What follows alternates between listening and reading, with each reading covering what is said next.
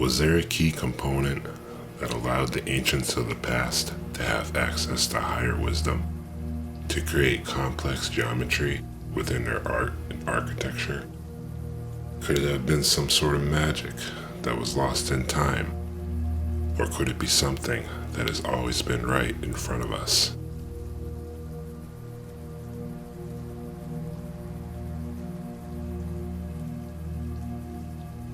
The first thing that we should realize is that the galaxy is shifted 60 degrees from perpendicular to the equator. As Earth spins on its axis, from our viewpoint, the galaxy appears to shift 23.4 degrees southward up until the winter solstice. And with this angle, we can now create this size rectangle. Likewise, during the summer months, from our viewpoint, the galaxy appears to shift north 23.4 degrees until it is 6.6 degrees away from perpendicular to the Earth, allowing us to create this narrow rectangle, which is the ratio of the side of the tallest stone at Stonehenge.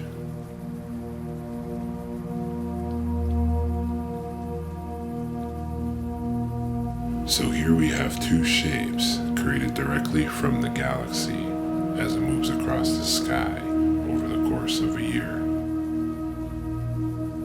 What other ancient civilizations might have used this same system throughout their society? To answer that question, there is one more shape that we need to find.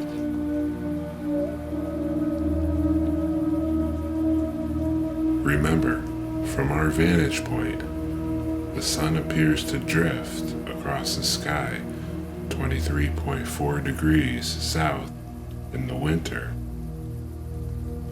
and 23.4 degrees north in the summer.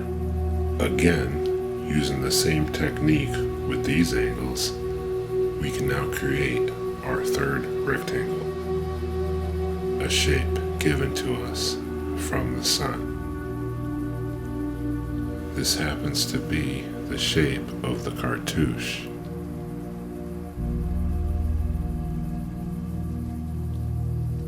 Here we see it on a false door. Or how about the ancient Sumerian clay tablet? Even the statues at Easter Island appear to use this geometry from the sun.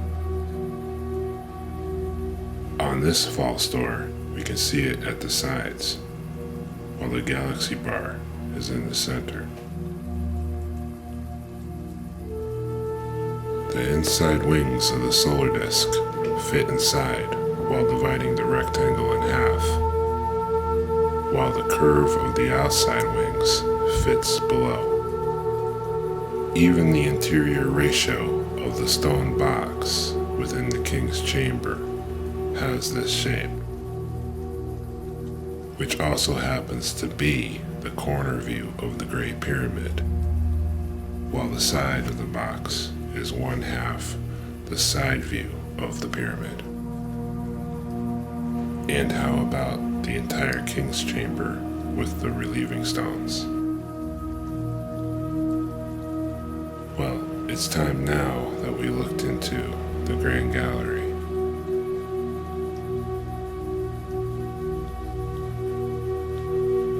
If we place the Earth inside the galaxy's plane with its maximum tilt of 6.6 degrees, as the Earth spins, it creates two cones or a vortex.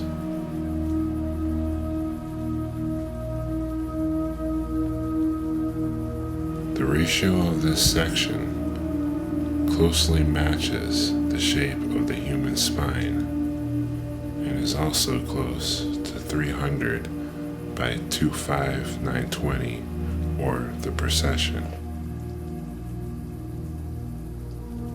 So this inside cone is the main component of the Grand Gallery.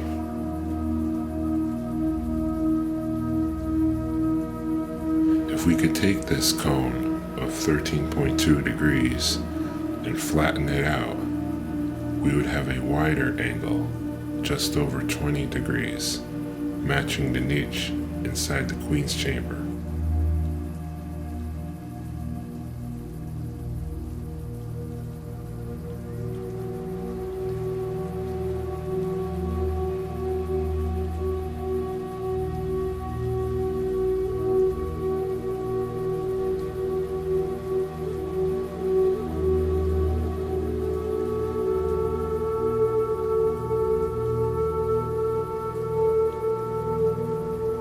Just for a moment, let's imagine that we can keep the world still in space.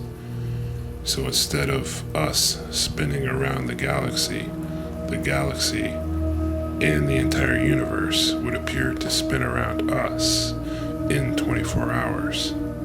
It is possible to see it this way, as did the ancients. They say no object can move faster than the speed of light. But this is what is happening around us every day. At least, this is what we see. Is it possible that we can imagine the space around us moving in this way? And if objects moving through space leave an imprint or information on the structure of space-time, then this may be the actual torus that's surrounding us every day.